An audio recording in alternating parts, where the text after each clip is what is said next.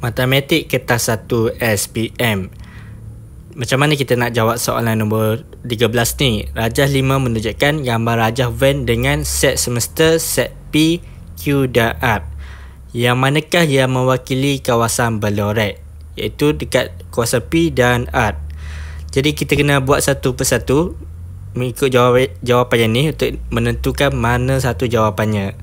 Jadi kat sini saya telah buatkan jawapannya. So kita akan tengok satu persatu yang mana jawapan yang sebenar. Dan disebabkan video ni terlalu panjang untuk saya explain one by one secara lebih detail, jadi saya akan ringkaskan. Okay. Jadi untuk bentuk N ni adalah persilangan, bentuk U ni adalah kesatuan. Okay, dekat sini untuk jawapan A dekat sini adalah P sila dengan Q 23, Q satu dengan R 34, 67. Jadi kita lorek macam ni. Jadi ini jawapannya, iaitu dalam lingkungan 2, 3, 4, 6, 7 yang ni. Okay. So bentuknya macam ni, yang tempat saya lorek ni. Okay, jawapan B pula, P sila dengan Q. Ni P, ni Q, tapi dia tak nak P.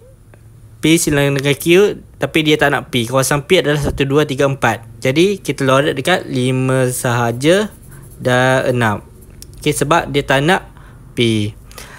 Dan dia kesatuan dengan R. R adalah 3, 4, 6, 7. Jadi kita lorek dekat sini. Jadi kat sini kita boleh nampak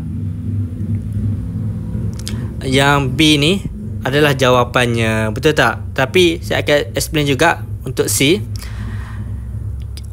Jika ada kurungan ni, kita boleh tengok dekat sini. Kita akan buat dalam kurungan dulu.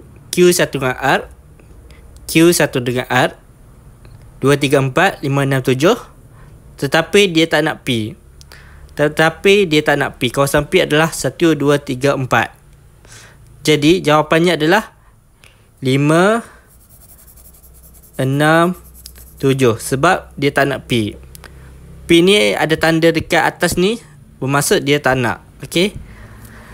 So soalan jawapan D pula, kita buat dalam kurungan dulu. Q persilangan dengan R. Mana Q ni Q persilangan dengan R, ni R. Yang tengah ni, okay, dia silang. Lepas tu dia tak nak P. P adalah 1, 2, 3, 4. Jadi tinggal hanya kawasan 6 saja. Jadi ini adalah jawapannya. Jawapan untuk soalan nombor 13 adalah B. P persilangan Q. P persilangan dengan Q. Tetapi dia tak nak P. Dapat kawasan ni je. Lepas tu Q1 dengan R. Q1 dengan R. R adalah ni bulatan ni. Dan kita loreklah kawasan ni. Jadi ini adalah jawapannya. Mudah jika nak jawab soalan ni.